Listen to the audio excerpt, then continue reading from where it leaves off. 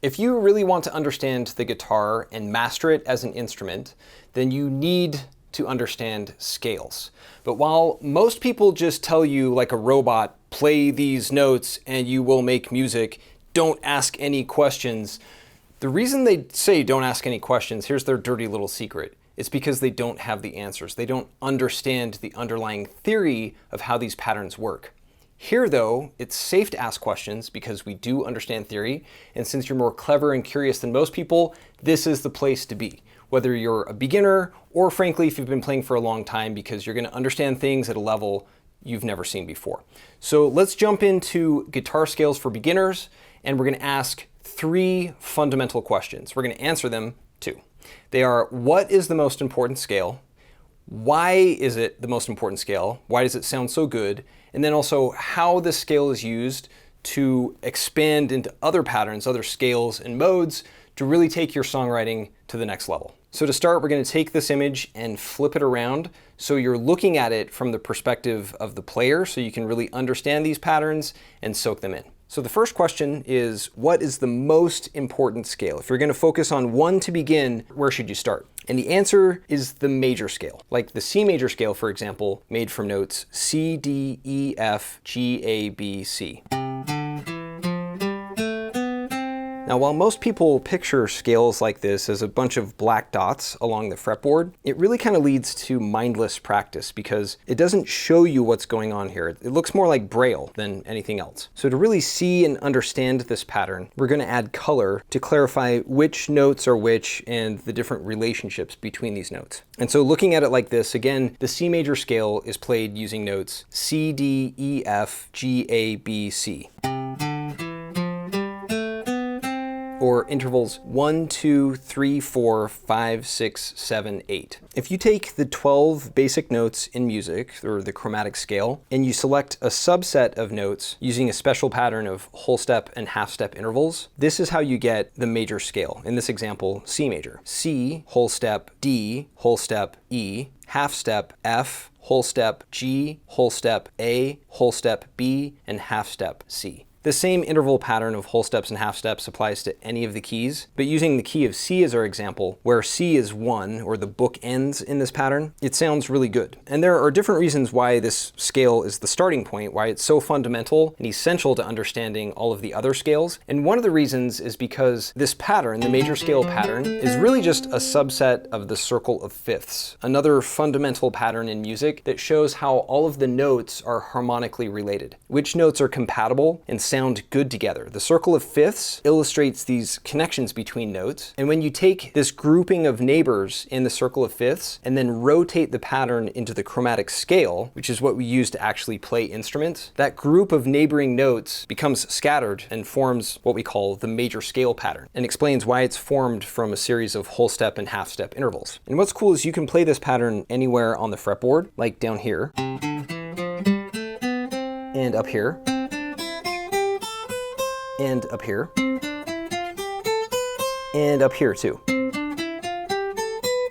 This major scale pattern is also sometimes called the Ionian mode, and as you move from one end to the other, in this example from C to C, the pattern is formed by hitting different intervals of whole steps and half steps. In fact, you can think of this pattern kind of like a series of stepping stones, where as you move through musical space hitting each note, some steps are bigger and some steps are smaller, resulting in this pattern. So we've answered 2 questions so far. The first question is, what is the most important pattern?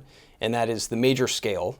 And then the second question is, why does the major scale sound so good? Why is it so fundamental? And it's because this pattern, the major scale, is just a rearranged segment of the circle of fifths. You take harmonically related neighbors in the circle of fifths, rotate that pattern into the chromatic scale arrangement, and that pattern results in what's called the major scale. Another question is, why do we use the major scale so much? I mean, part of it is because the notes sound good together. Also because the major scale is used as the basis of other patterns like melodies and guitar solos. To do that, you just take the major scale pattern, that series of whole steps and half steps, and rearrange them into different patterns like melodies and solos. Another reason that the major scale is so important is because it serves as the basis of other scales and modes in music. Because just like with melodies, you can take the major scale and come up with different permutations called modes. A second ago, I referred to the major scale as the Ionian mode because the Ionian mode is really one of 7 modes. Let me explain. Still using the key of C as our example, where we begin and end on a C note, we've played the C major scale,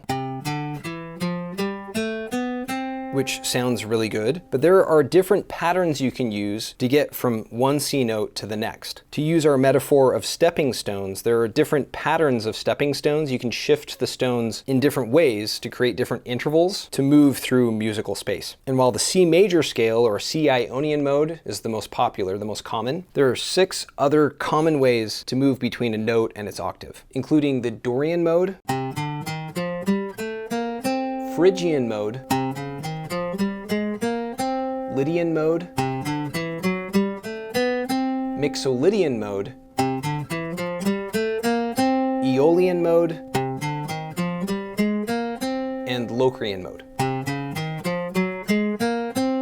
Each of these modes moves from one C to the next, following different patterns. And these different patterns give each one its own unique sound. And what's cool is that each mode isn't just a random rearrangement of whole step and half step intervals. Each is actually derived from different major scale patterns, where C Dorian is really just the same pattern as the B flat major scale, but starting on the second note of that pattern, C.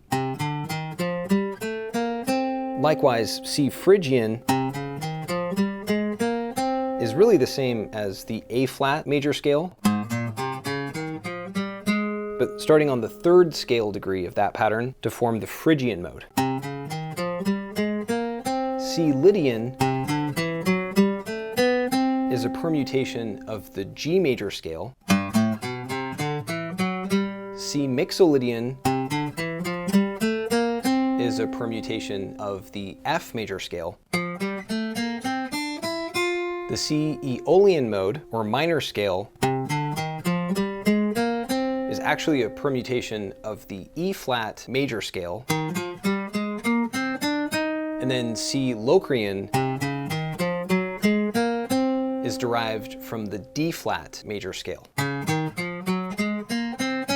Each of these 7 parallel modes is derived from a different major scale, which is why they sound good, because every major scale, as you saw before, is a rearranged segment of the circle of fifths, which is why these notes sound compatible, why they sound harmonically pleasing. But as modes, they all have unique sounds because of the unique interval pattern in each one. In a table format like this, you can see how these different scales, these modes, are related to each other. So now let's look at how these patterns appear on the guitar fretboard, so you can actually play them on the instrument. And starting with C major, or the C Ionian mode, with the C note as the tonic, it looks and sounds like this.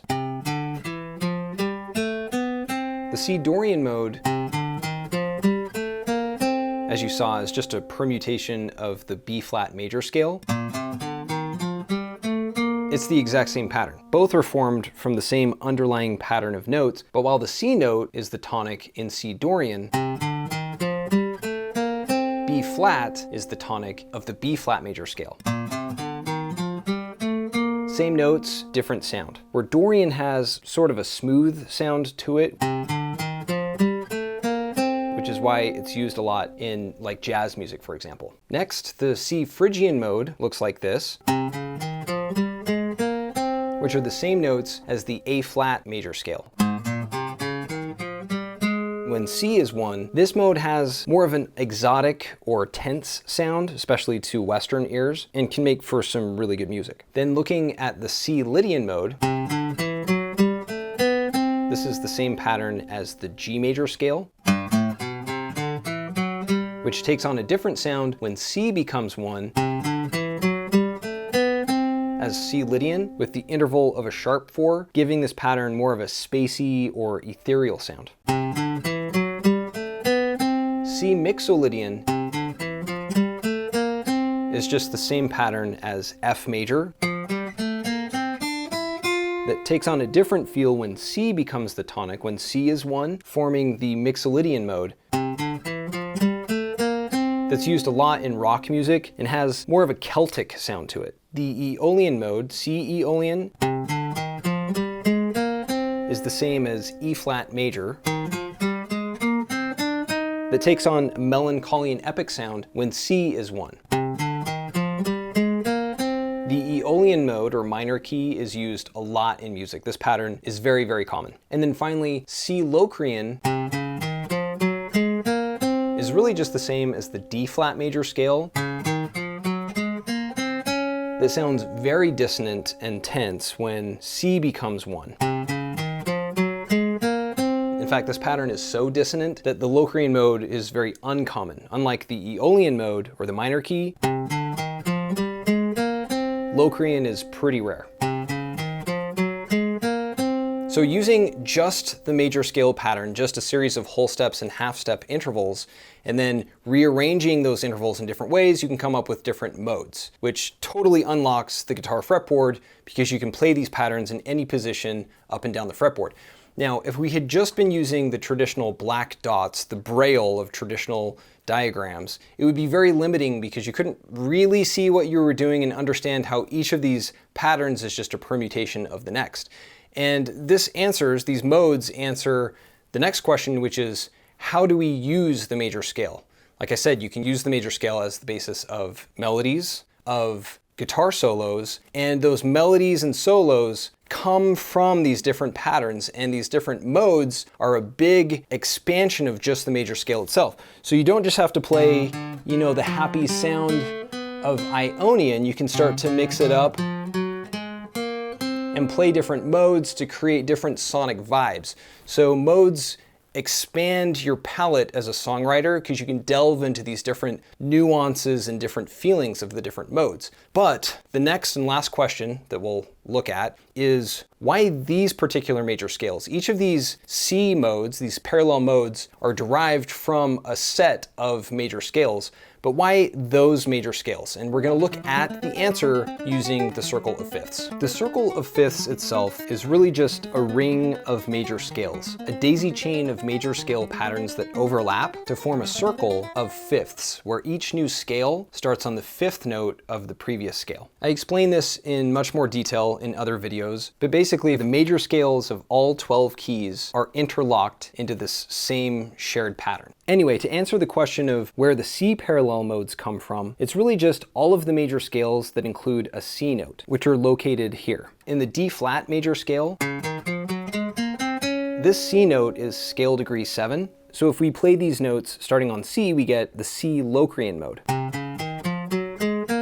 And then in the next key over, A flat major, this C note is scale degree 3. So playing the pattern starting on C, we get the C Phrygian mode. And then moving to the next key, we have the key of E flat major,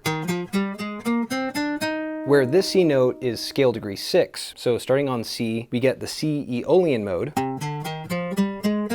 And then this key is B flat major, where this C note is scale degree 2. So starting on C and playing these same notes, we get the C Dorian mode. The next key over is F major, where this C is scale degree 5, which gives us the C Mixolydian mode. Then the key of C major is the same as C Ionian, where C is the first and last note. And then the next key over is the key of G major, where this C is scale degree 4. So starting on this note and playing the pattern, we get C Lydian. All 7 of these modes are neighbors in the circle of fifths, where each key includes a C note, which is why the C parallel modes come from this area of the circle of fifths. So whether you're looking at these patterns in a circle of fifths formation, or in a table format like this, or on the guitar fretboard like this, so you can actually play the patterns on your instrument, with these different views and perspectives on the patterns at play here at the underlying music theory, you gain a much stronger sense of what these patterns are, why they're important, and how to really play them on the guitar and use them in music. Now, if you're completely new to the guitar, you just saved literally years of pain and misery trying to memorize all of these different patterns and try to wrap your head around how scales and modes work. If you've been playing longer than that, or even for decades, hopefully this helps to clarify the patterns that you have been playing, where you can literally see what you're doing. Music theory by definition means to see sound, so once you can actually see what you're doing, you can navigate the fretboard much more easily and advance at a much faster pace. Now, We've been only using C parallel modes as the example, when in reality, these patterns apply to all 12 keys. So using just one scale, the major scale, you unlock so much in music theory. That's the thing about the major scale is people think, oh, the major scale, it's this little pattern for kids. It's just so nice and sounds so nice, but it's very limiting. It actually is much more expansive, much more powerful than that. So it's not just like a firecracker, it's more like an atom bomb in your arsenal of creativity. So hopefully this was helpful. Please let the algorithm know if you liked it. There are also all of these diagrams and much more in the community. The link is in the video notes, where there are hundreds, thousands of diagrams that explain music theory, these included, so definitely check that out if you'd like to. And thank you for watching, and I'll see you in the next video.